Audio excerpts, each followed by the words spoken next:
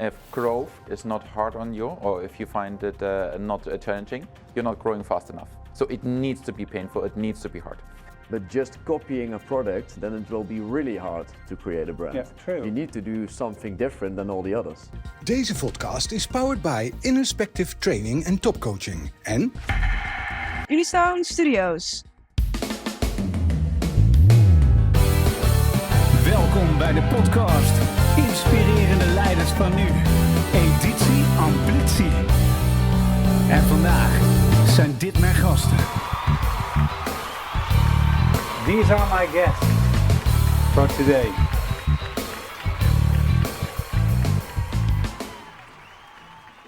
So, welcome at a new episode of Plevier and the Inspiring Leaders.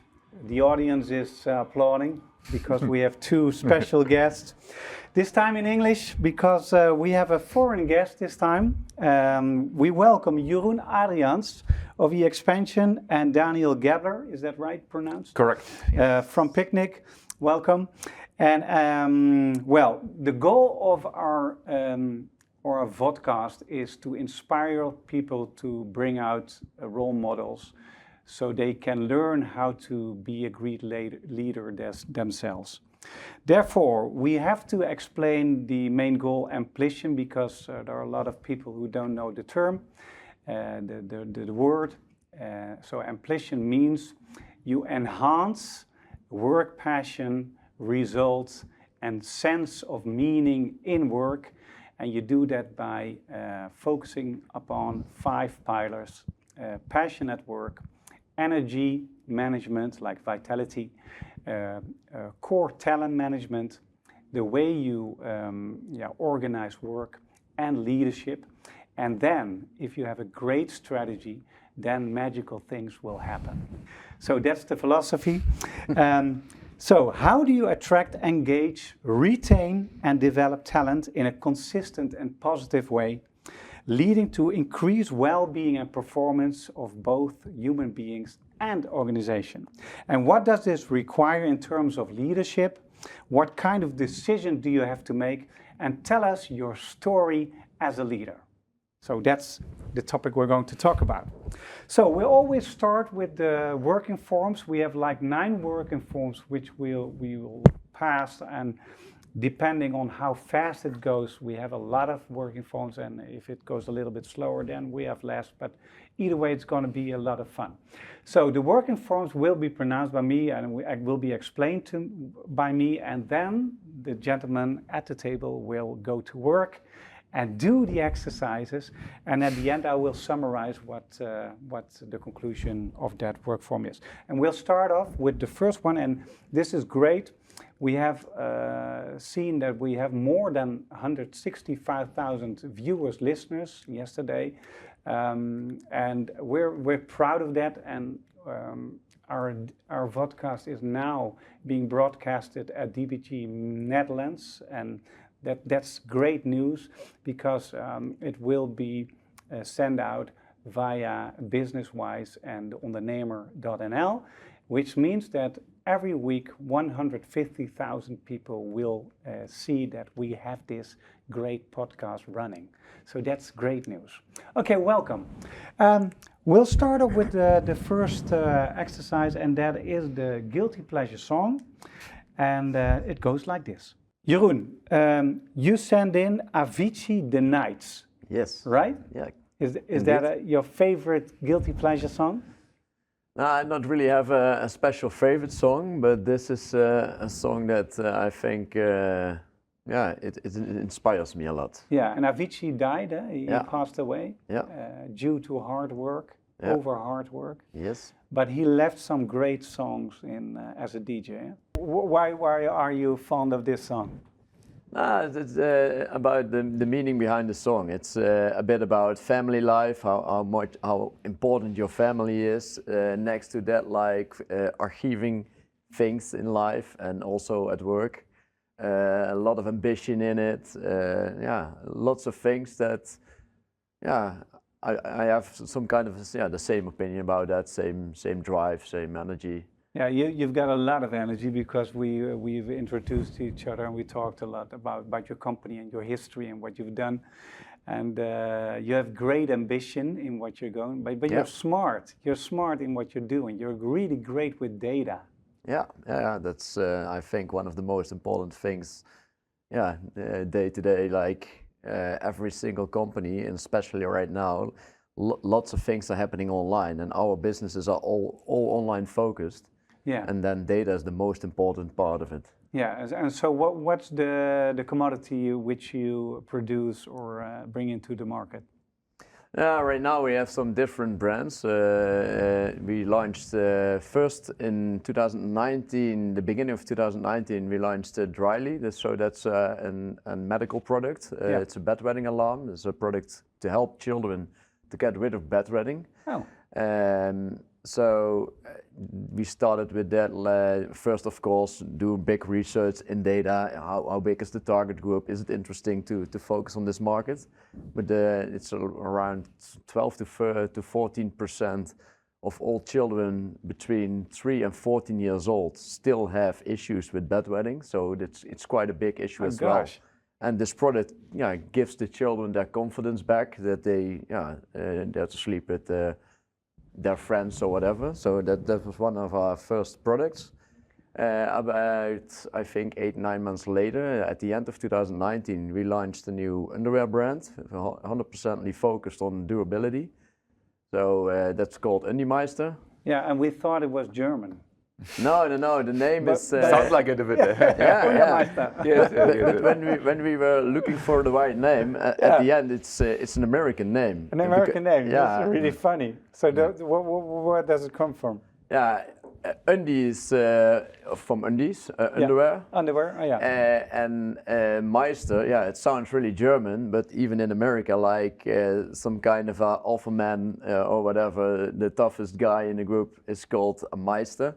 And we were telling like we are Meister in textile. We have the most durable, best quality product. Yeah. So that's why we chose for Undiemeister. Oh, a great name. Yeah. And funny enough, Meister stands also for top quality. Yeah. So basically the people that are really top in their profession are called Meisters. Yeah. So I think a fantastic naming that you have chosen, sir. Yeah, perfect. Yeah, and what's really funny, if you look at how you do that with the data, that you're able yourself to see what goes on in the market and what you have to do to put it top in line, even with big names. You're just within weeks you're inside. And it's a combination also with our knowledge about online, and I also have my e-commerce consultancy office, E-Expension, and over there we have lots of different competences aboard. So like we know exactly what to do with the data to grow even faster, to get your visibility on top and grow at the end. Yeah, nice. So then it was like I think another year later we started also a new company, but that was focused on content, creating content, link building, but also we created our own blog.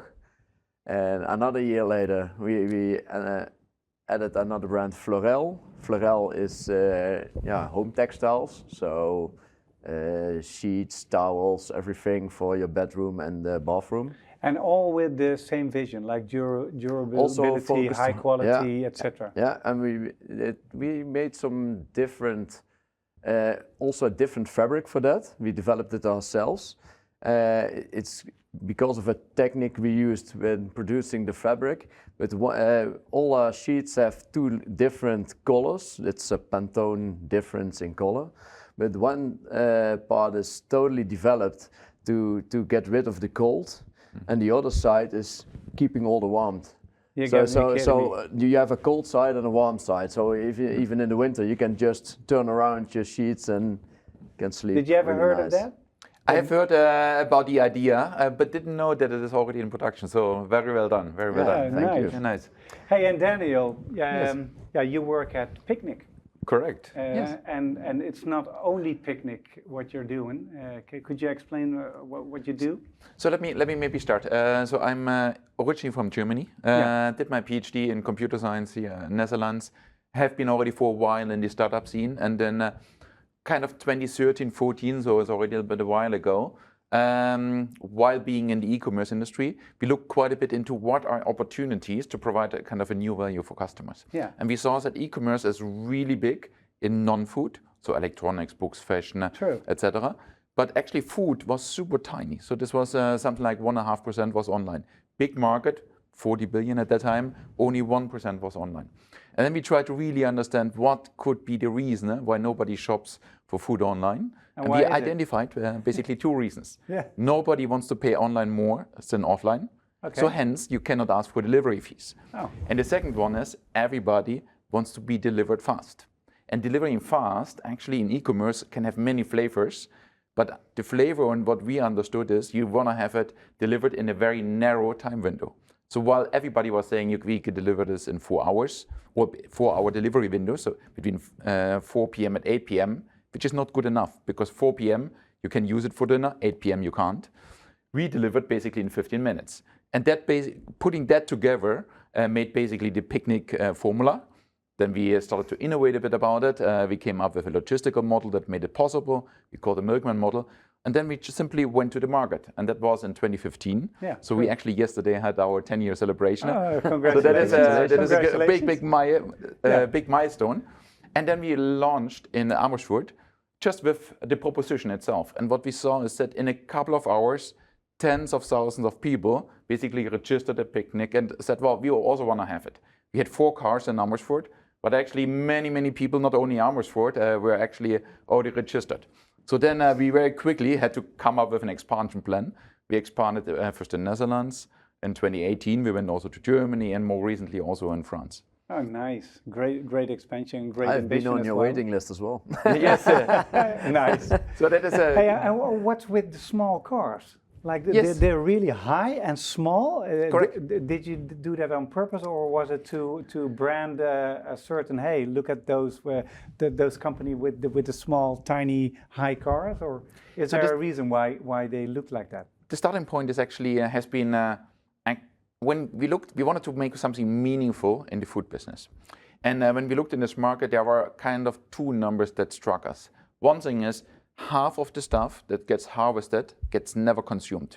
There's a lot of waste in the food industry. Waste, so we wanted to really fight that kind of food waste. This is one. The second one is also in the logistics world, people always use big cars, diesel cars, etc., that were very inefficient for inner city logistics. But you want to deliver to a family to their doors.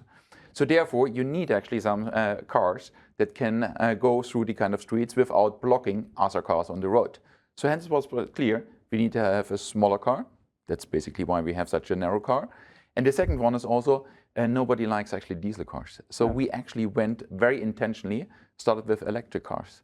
And that is something which in the beginning worked obviously very well. And by now we have a fleet of more than 4,000 cars running. And did they have to produce those small cars, or did they exist, or did you have to produce them from scratch? Fantastic question. So there's a kind of a basic version that existed there, but it's not good enough for kind of e-commerce. So we started to design, together with the car manufacturer, a new car that we're using now on the streets that is actually suitable for deliveries, for grocery deliveries. Very funny. I always ask, why are those small cars? They look funny. Really good for the but marketing. there's a reason for it. Okay, very good. Hey, let's introduce you with your song. Your guilty pleasure song is Sail from Abel Nation. What's the story behind the song? What do you like about it? So I think first of all the tune, so let's say just the music is great, but behind that I'm also, I love sailing, and actually sailing is a little bit like building a business, and especially also building a tech business, because you're conquering something, you have a kind of a North Star that you're striving for, but there's a lot of obstacles that you need to go along your way. It never goes as planned, but if you have enough grit and resilience, then you will certainly end up somewhere where you want to be. And if you're really striving for something great, then you can maybe conquer new land, stuff that you did not even intend to get into. So for instance, when we are now looking into Picnic, that was certainly, we could not imagine 10 years ago what Picnic could be then 10 years later. And that is very similar to what a sailor also basically experienced. Yeah, and that's probably the both guests have that same vibe, like I got a great ambition, and you start working on it and it explodes really immense successful, and then new ideas occur, what you could do next, which you didn't even think of when you started. Is that right? Yeah, and every single year we are entering new markets and new brands as well. So Yeah. exists a lot on the road. Nice. But the exciting thing is always that obviously there's all kind of setbacks, and as long True. as you have more successes than setbacks, then everything is fine. But I think what really successful startups and scale-ups distinguishes from the rest is that you can learn from it. Because in essence, I think the biggest risk, what I see, and I'm also pretty active as an angel investor, if entrepreneurs or startups have not failed, they have not learned much along the That's story. true. Yeah. And we see this, by the way, also when we are hiring people, especially on the people strategy side. We see people that have failed in their life, that were not only the kind of A-grade players, are actually more resilient, more successful, True. because they know basically both sides of the game. Yeah, every research always shows that the 2% who are the most talented, they'll succeed, but the 90 or the 89, Sure. 98. It's a bit of a way of thinking of the Americans. Yeah, true. To some extent. Yeah. Yeah. But it's also, in essence, you don't want to have just, let's say, the succeeded A players. You want to have people with A player potential, Yeah. but people that are hungry to be successful A players, That's and not nice. just not yet successful A players are hence the real kind of gems that you want to have in Hey, the org. and what is? Thank you. And what is the background in being this ambitious? Because we've got two guests who are you're fast in thinking, but you also have really great ambition. What's the driving factor behind that? I have no clue. It's just like it's giving me a lot of energy, and I just really like what I'm doing. Yeah, but you're not just doing something. You're doing something extraordinary, which is different than what the other people are doing. It's more durable. Yeah. It's more CO2 balanced. Yeah. So what's the driving factor? What's behind that? Now, I think if you want to create a brand like what we are doing with 4 brands at the same time, but behind the brand there's a story and there's some kind of an ID. And if you have a good ID and a good story, then everything is perfect to create a brand. But just copying a product, then it will be really hard to create a brand. Yeah, true. You need to do something different than all the others. Really nice. And that's exactly what we are doing. really nice. And in your opinion, what's your view on that? Because we talked to you and I talked to Papa and I say he's really fast, but we have to see if the vibe he's bringing is the same as what we're trying to. Yeah. Have as and it is the same. Well, Sure. while I'm talking at the table, I say, "Oh, we've got the same ambition." Now, I think so. Obviously, we also want to do something very different with Picnic, and I think it is clear that you can only be successful if you do something else than the rest, because otherwise you will basically just create the same result as the rest. Yeah. But what is, I think, really contagious is the environment in where you live. So that means if you surround yourself by entrepreneurs, then actually you cannot be different, and also just doing new stuff, you're doing stuff differently. You stay hungry, you know that you need to be tomorrow better than today, etc. True. I think hence, and there's this, let's say, a lot of social research that you're basically the average of the 5 people that you surround yourself. If you want to be a successful entrepreneur, or if you want to be a successful engineer, then you just need to be around those kind of people, and then the rest comes more or less by itself. Yeah, it's a nice vision. Yeah, it's a nice vision, and. So the ecosystem you build around you, that's really important. The context 100%. in which you create what you want to create. Yeah. Nice. Ecosystem essentially means then also talent magnets. So in essence, and this is for entrepreneurship, but also for tech, is essentially people want to work with people that they find inspiring and where they can learn from. And you have, if you have this in your environment, then people want to come to you. Otherwise, it is a real hassle to get people in. But this is something where we have put a lot of effort from day one to create that environment. And that is, I think, what we learn now, a few years later. This is something which is you need to nurture, continue to nurture, because it's not something what stays forever like that. That has a lot of similarities with ambition because it's based around that. Yeah. So nice. Okay, let's do this. We're going to do an exercise which is called react as fast as possible. I'm going to give you some words. I'm going to throw some words towards you, And you have to react as fast as possible on what that word means for you in your context, in your company, in your vision as a person. Okay, change. Every day. Every day. Why? Every day. So if we are not changing, then we are just linearly progressing. So we need to change. But there is one, and let's disclaimer, change needs to be directional. That's number one. Number two, it needs to be intentional. So that means just changing for the changing purpose, it has no value. Yeah. We know not changing is not good enough. We need to change every day. And this is on the one hand self-disruption, but also sometimes steering directions. But it is, the only thing what I know is we cannot continue in the same way tomorrow as we do today. Yeah, nice, yeah. And I believe it's true. We always start when we do cultural leadership programs, we start with the intention and the effect. So the intention is at the beginning and the effect is on the end.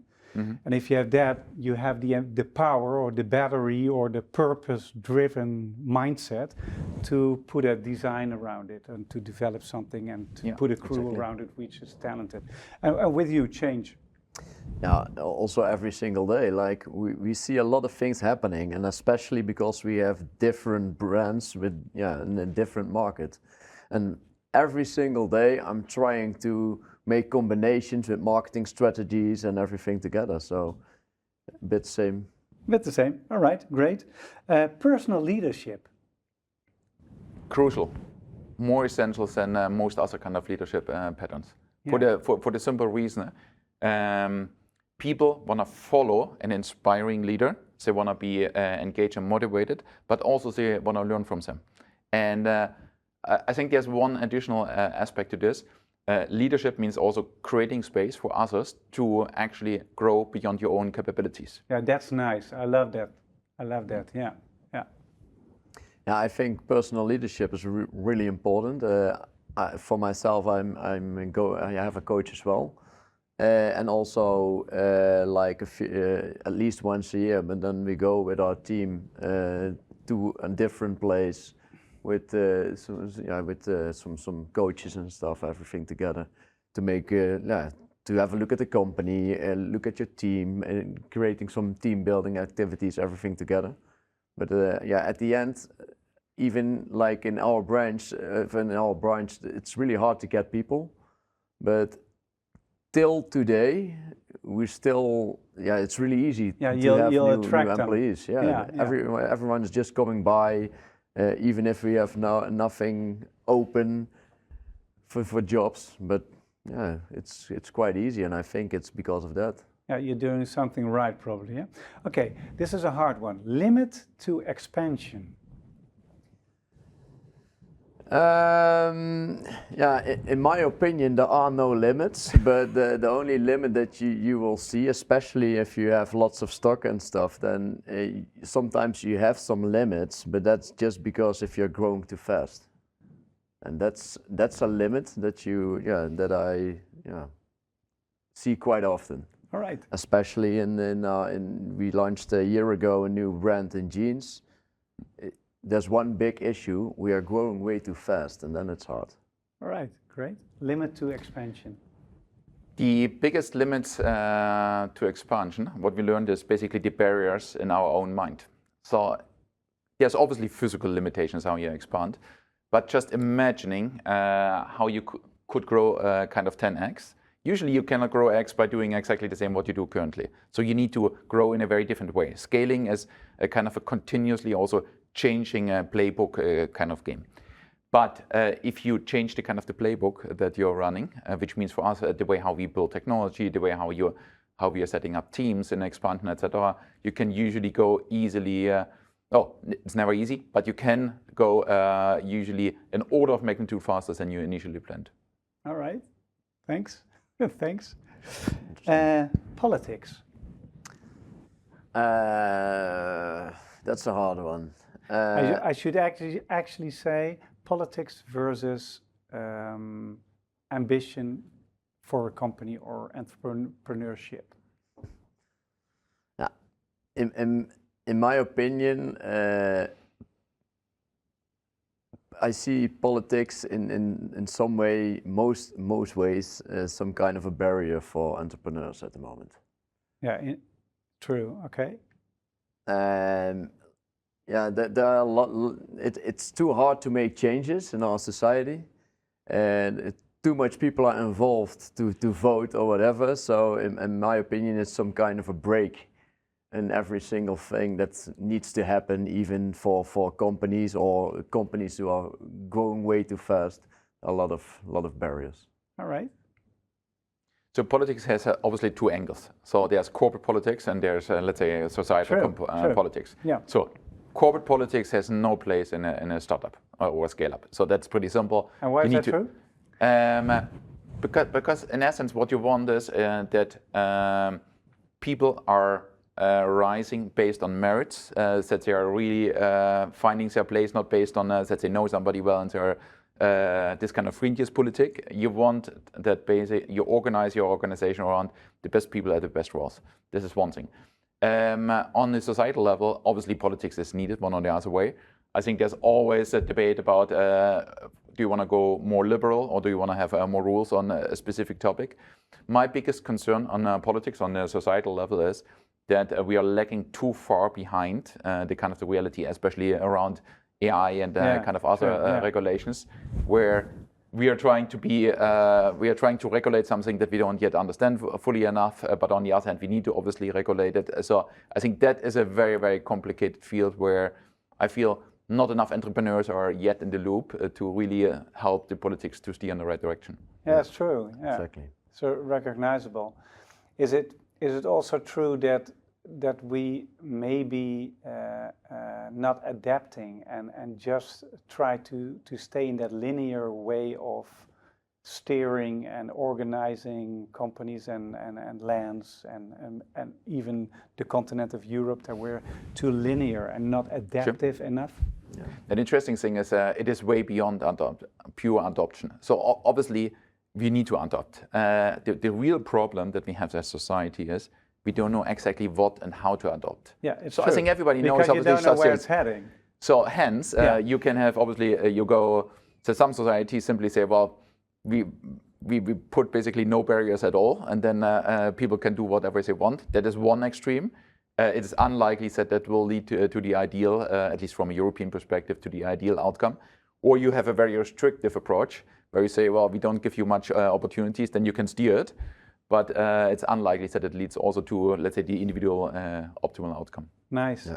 If you would pronounce a word or a phrase or a question for your opponent on the other side of the table, I'm especially. What would be the word or the phrase or the question you would like to ask? I'm really curious, like the things that are happening right now. Also, for the employees in the Netherlands, there's a lot of changing with the CEO. Yeah. So I'm really curious, like, do you already know something more about that, or what's the status of it? I think what you can see, so obviously in Picnic we have currently 20,000 people that are working in especially fulfillment centers and last mile. Just in the Netherlands? So in Netherlands, Germany and France. So Netherlands it's around, well, close to 10,000. So what is then, obviously what becomes important is that you organize with such a large pool of labor, the relationship between employer and employee. So hence, we as Picnic have also set up an own CAO. The CAO is then also for the entire e-commerce industry. But you see, obviously, that there's then some competition with the old kind of industry in the sense of the ones that are pre-e-commerce versus the e-commerce partners. And this is something we see now with Picnic, obviously, in the e-commerce world, but that is going way beyond that. We will see many, many, many more of where the kind of the way of working in a new world will conflict with the rules that have been set by labor unions over the last 50 years. And I think there is also, it's also part of the politics to really interfere is the wrong term, but it also set the right stimulus to rethink those kind of rules and to give the freedom also, especially for employees, to define their work in the way as it is required. And that's probably the hard part, because they've been set to change things like a simple thing with the taxes in Holland. They wanted to change the logo, which involved so much bureaucracy to get that thing done, What a word, bureaucracy. Bureaucracy. The fundamental challenge, what you see here is, it is about, obviously, it is good to protect workers. And that is something what we obviously all want. Yeah. But preventing change is, let's say, between protection and preventing is pretty much an overlap. And I think this is something what we need to really clearly identify. Where do you want to protect people, but you don't want to prevent change? Yeah, it's true.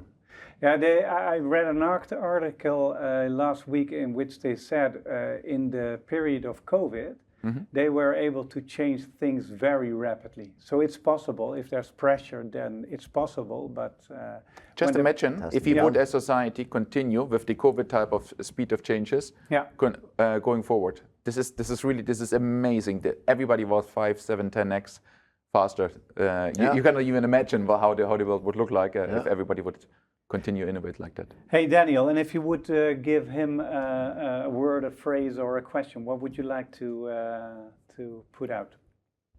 What would you? Well, maybe first one remark. I think we are not opponents. I think we are partners in entrepreneurship. You're partners in crime. Opposite. Yes.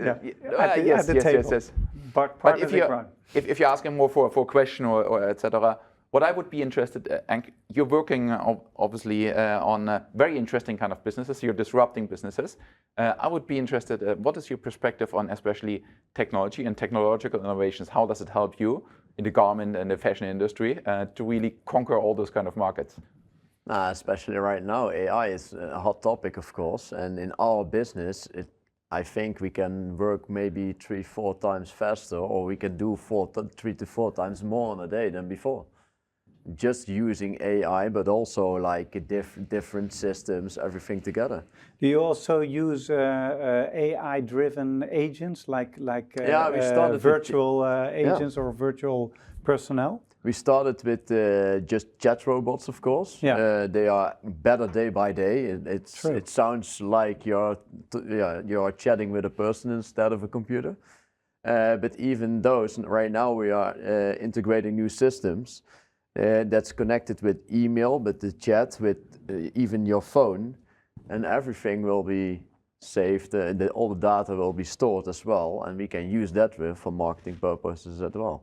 But also, like right now, with the current turnovers we reach, for example, with the Undiemeister, I think because of all the changes that we are making right now in automation and technology, we can do probably maybe 2 to 3 times more turnover with the same team. Yeah, it's true. And that's really interesting. Yeah, and a lot of people are afraid of the impact of AI, but it's already been there like since 1970 or something like that. But in my opinion, it's a really good thing. Yeah, it's a really good thing. And people are always afraid of losing something. But I had a really great question last week from Deborah Nas, which is an expert in Holland on AI. And she said, what would happen if the book would have been invented later than internet or gaming or AI? Then they would probably have said something like, it makes you solitude, it makes you egoistic. So people are reasoning what would happen. Sure. It's nice. Eh? Yeah. Okay, we're going to the next working form. The next working form is spin the box. Spin the box. Het leuke spel waarbij we inkijk krijgen op de leiders van deze tijd.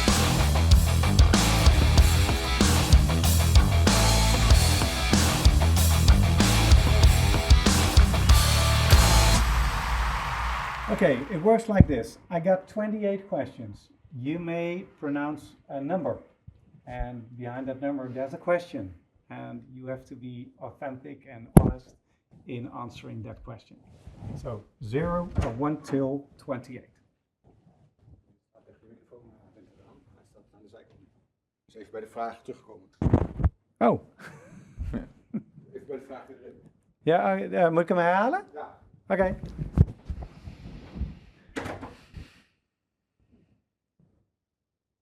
Loop door. All right, spin the box. The way the working form works, I got 28 questions for you two, and you may pronounce a number, and behind that number there's a question. So, which number? 9. 9.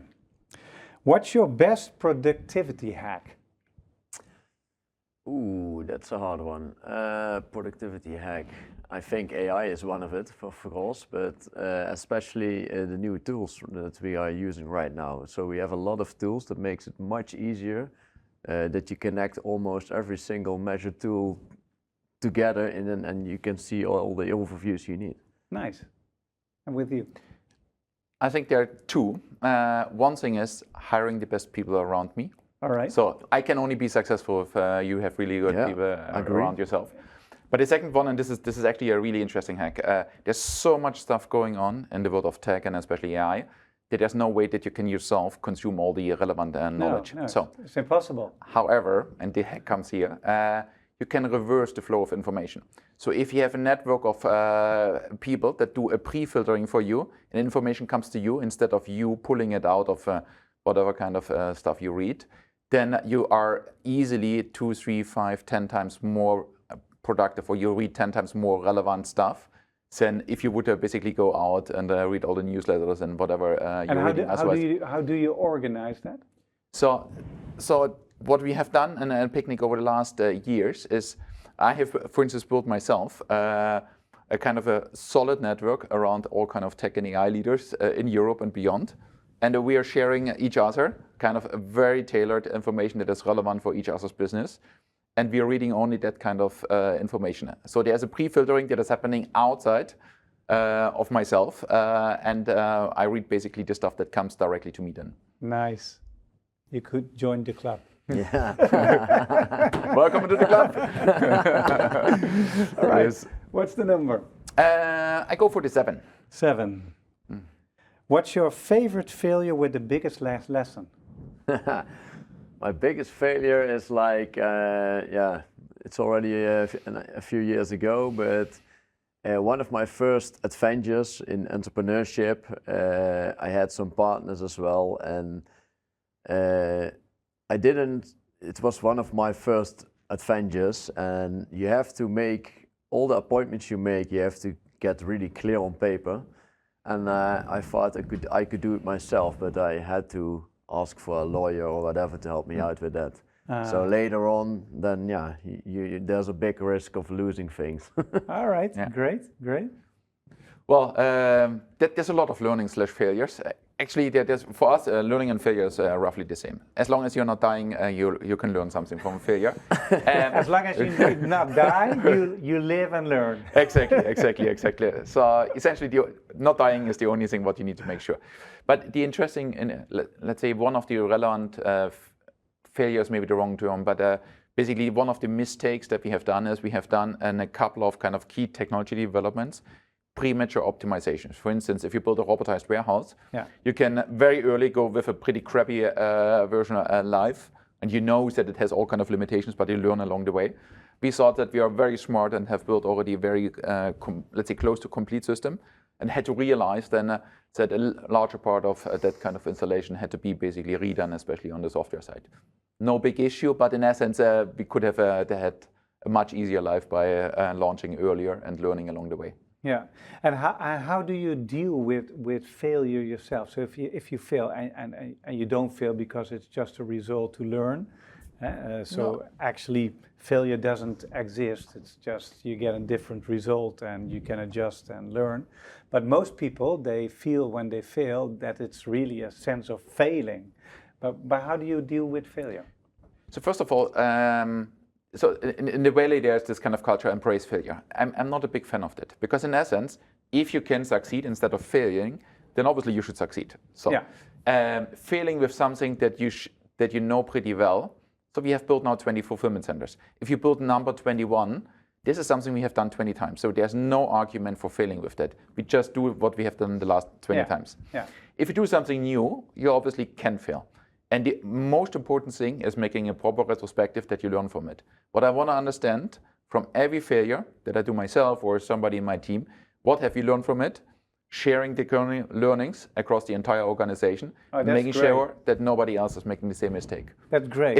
If you make every mistake only once in the organization, then we are already on a pretty good And state. it doesn't happen a lot. So if people fail, there are a few companies which I know which had failure months of award of the month, the biggest fuck up of the month, or something like that, and they really celebrated the fuck ups, and everyone get to know. Okay, this is the failure. Sure. You could do this to improve, etc. So the whole organization learned from it. What's your attitude in failing? You just stand up and do it again, or learn? I mean, of course, you're gonna reflect and see what went wrong at the end. Yeah. And you're trying to prevent it for the future, of course. But next to that, for me, it's like, okay, find your energy back, the positivity, and go ahead and find new opportunities. Really nice. Like, yeah. Every entrepreneur has a lot of failures, probably. Otherwise, you can never be successful, in my opinion. So yeah, and there's really a big difference between the States or Holland. If you fail in entrepreneurship in Holland, you have a big. You're almost a loser, and you're in America, loser, you're a and hero. in the States, are great. Yeah, right. What's the number? Call out the number. 11. 11. All right. Finally, prime. Yeah. How do you part ways with people when things aren't working out?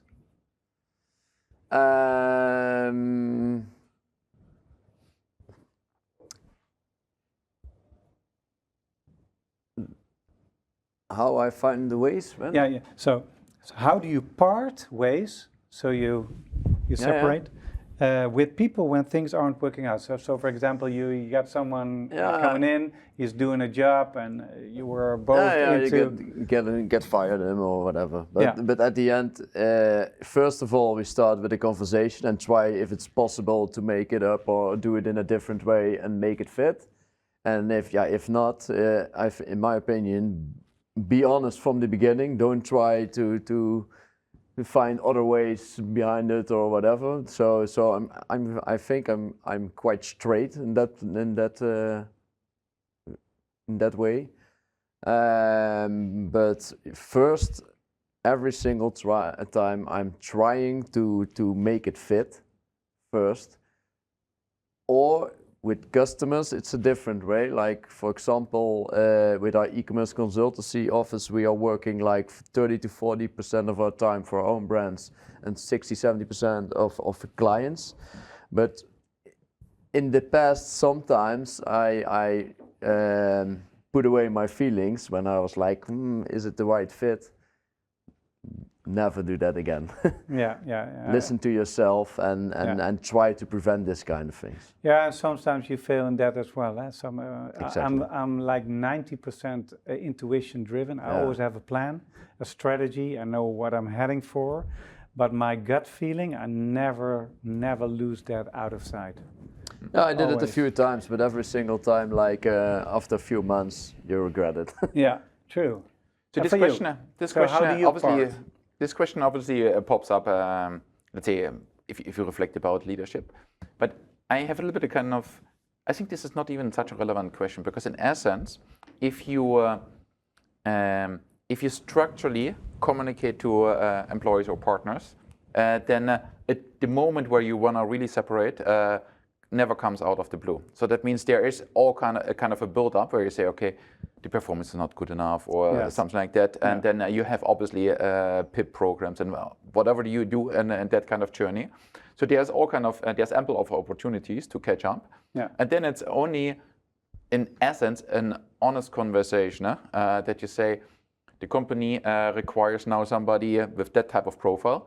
If that is not exactly what somebody currently can fulfill, then there's basically a two-sided mismatch. Yeah. So also that respective person will not be happy in such an environment. Yeah, true. And obviously, in the same way as you were saying, obviously we try to make it work as often as possible. But it is also important to be really honest that if the ambition of the organization is different, then you also need to be clear that what you expect. So this is not sugarcoating. There's absolutely no options here. Yeah. So it's all about true, honest conversations to get someone involved right from the beginning, where you're heading, and get that conversation going.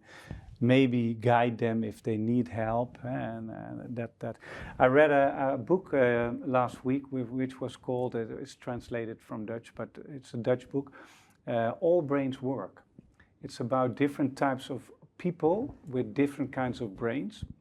And in my family, there are a lot of people who have ADD or ADHD and high, how do you say that? Very smart people.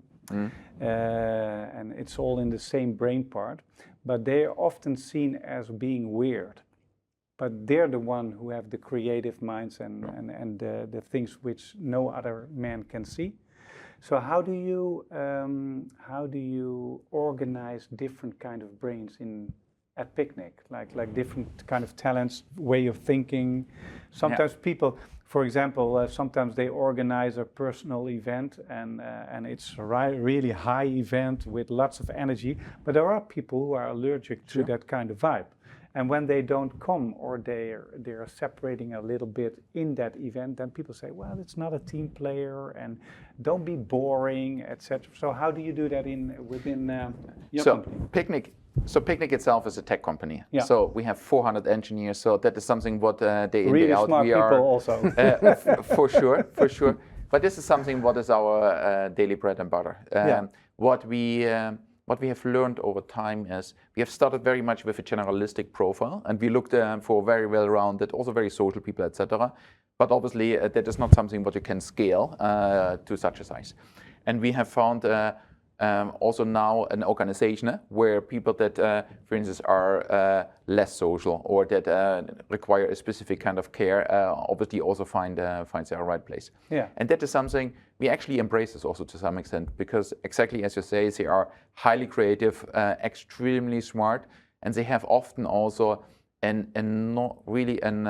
amazing attention for detail. So if you're building code, so in a world, you need attention for detail. So in a world where AI and let's say AI systems are doing a larger part of engineering, then what is remaining in an engineering process is the review of code. Yeah. Because those systems are building basically an 80% good version, and you need to make the remaining 20%. Yeah.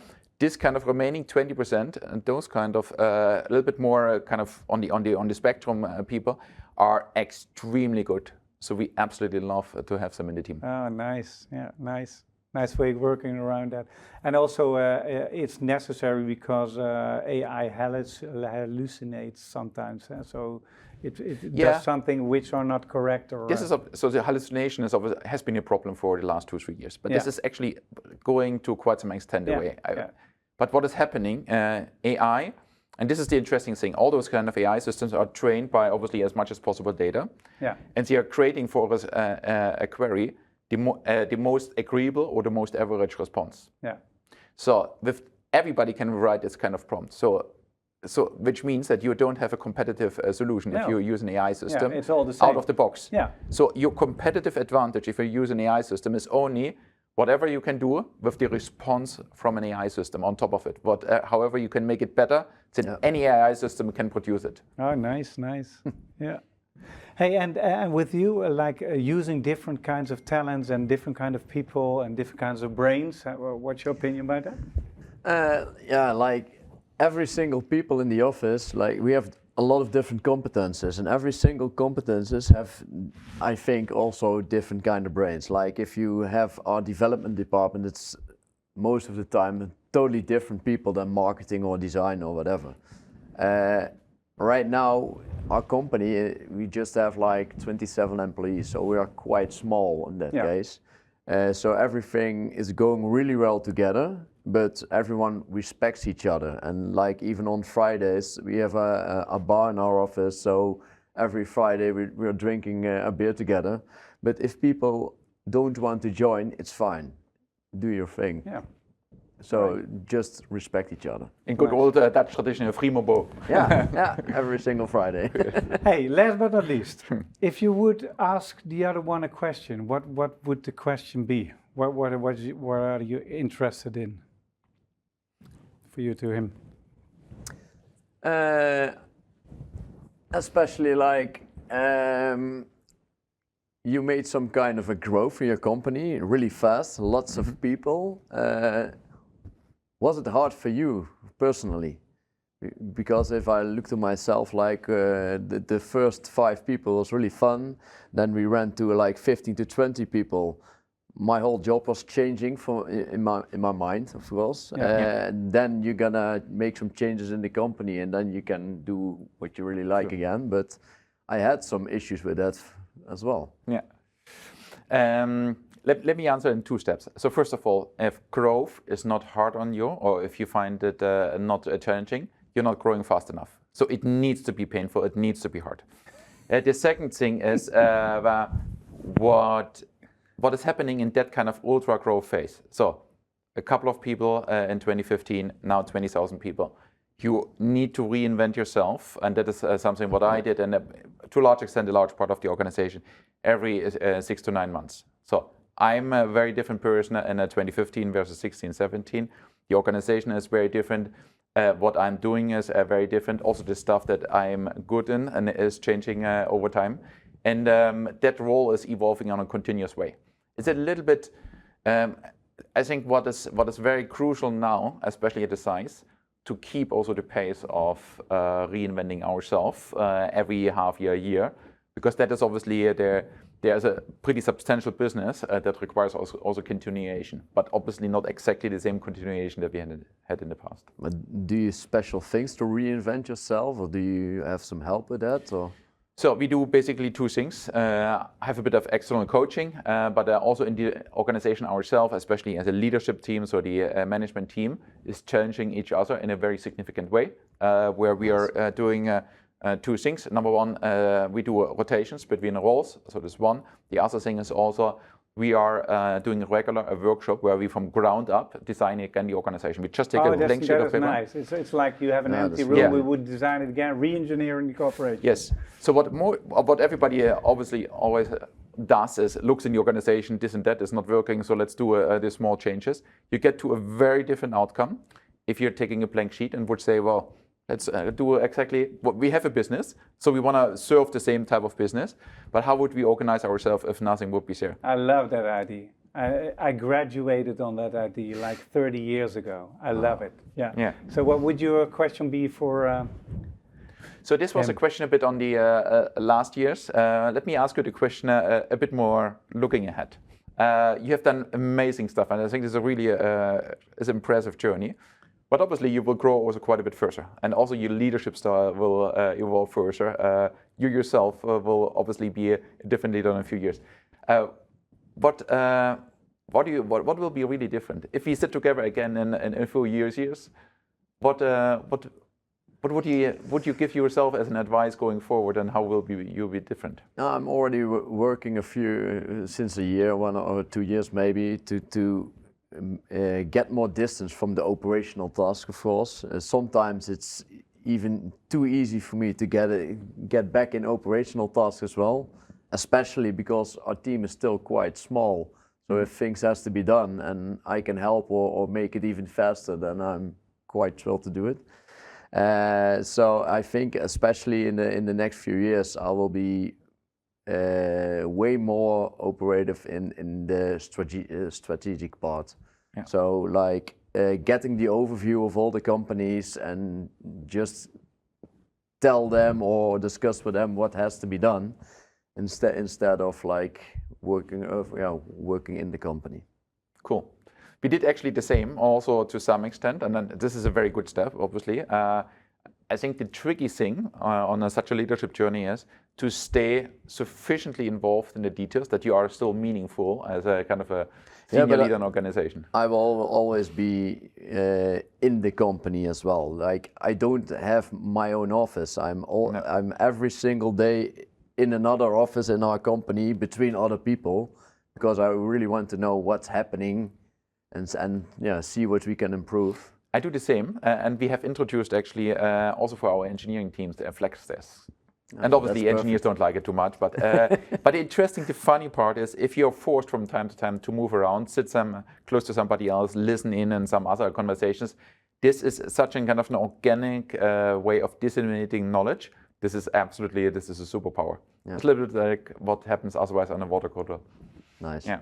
Hey, if you would add something on this hour, because this has we discussed the diverse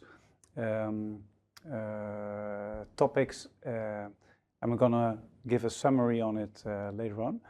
What's the last advice you would give leaders who are listening to this podcast? You say, well, if I would give one tip to you, this is my advice to you. What would that be? Me first? Yeah, that's true. I think one of the most important things is listen to yourself, stay close to yourself, and don't be afraid of making mistakes. That's, in my opinion, the most important thing. People have lots of ambition, but lots of people don't have the guts to do things, to try new things. Yeah, nice. Okay. Yeah. Thank you. And maybe just in a compact form, take also from time to time a step back, reflect about what you're currently doing. Usually, if you take one step back, you can easier go again 2 or 3 steps ahead, while just incrementally doing every day using. I think this is a kind of a superpower that we learned along the journey, that sometimes you need to really have a small break, and for instance, in a growth journey or in a technology scaling journey, to recalibrate a bit how do you really grow, especially in a fast-growing environment. Yeah, and this is nice. If you look at the type, you have a lot of things in common. Also diverse, but also lots in common. Those are 2 different stories, but there's one red line in between. It's about courage, vision, the willpower to expand, but also the willpower to develop yourself, your personnel, your organization. It's about creativity and energy, giving meaning to an organization in which people empower each other and learn every day. What I think is most outstanding is that leadership is not being vast, it's about continuous change and continuous learning. So the core of this Vodcast is that inspiring leadership does not only concern about making your organization grow all the time. It's about making people grow as a common ground, inspire them to give their best. And if it's not working, it's okay. Be honest, be true, involve them in that journey as well. And from that part out, make sure to keep everyone innovative, vital, and in the end, that will lead to success. Is that a good summary of the Vodcast? Perfectly fine. What do you Very think? well said. All right. Thank you very much for your openness in this Vodcast. If you have any question for these 2 gents, then send it in to Wouter at introspective.nl. And well, for now, keep watching, keep listening to Plevier and the Inspiring Leaders. We've got some great guests coming up, and see you next time. Live your passion, use your talent, do it together. With best regards, Wouter Plevier. Deze podcast is powered by Introspective Training en Topcoaching en Undiemeister Studios.